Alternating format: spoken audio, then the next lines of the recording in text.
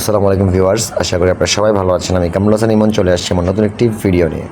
আজকে মূলত যাচ্ছি চাঁদপুর। আর প্ল্যানটা কিন্তু সকালবেলা ভোর 5টার দিকেই হয়। হুট করেই প্ল্যান হওয়া মাত্রই কোনো দেরি না করে সাথে সাথে আমরা বেরিয়ে পড়ি। বের হওয়ার পরেই তখন বৃষ্টি ছিল না। বের হওয়ার পর আবার রওনা দেওয়ার কিছুক্ষণ পরে আবার বৃষ্টি শুরু হয়ে যায়। এর মধ্যে আমরা আমাদের যাত্রা বিরতি দেয়নি, আমরা যেতে থাকি।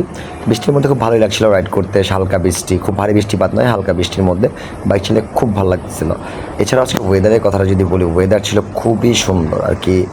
হঠাৎ একটু ঝিরিঝিরি বৃষ্টি হচ্ছিল, কখনো মেঘের আড়াল থেকে সূর্যের যে আলো ছড়াচ্ছিল সেটা খুবই মনোমুগ্ধকর ছিল। আর সবচেয়ে বেশি ভালো লাগে যখন হচ্ছে গিয়ে এই চাঁদপুর যাওয়ার সময় যে দাউদকানি মতলবের যে রোডটা, বেরিবাদ রোডটা, এই রোডটাতে উঠে আরও বেশি ভালো লাগতেছিল।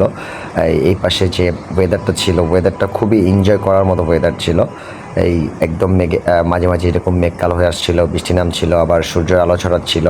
বিশেষ করে আবার যখন এই যে পাশের যে নদী, দুই পাশের নদী এবং বিলের পাশ দিয়ে যে যখন যাচ্ছিলাম রাস্তার মাঝখান দিয়ে, নদীর যে বহমান স্রোত, এই স্রোতটা দেখতেও খুব ভালো লাগছিল ওভারঅল।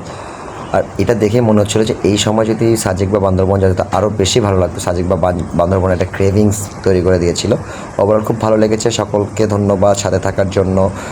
আজকের ভিডিওটি এই পর্যন্ত। সকলে ভালো থাকবেন। আসসালামু আলাইকুম।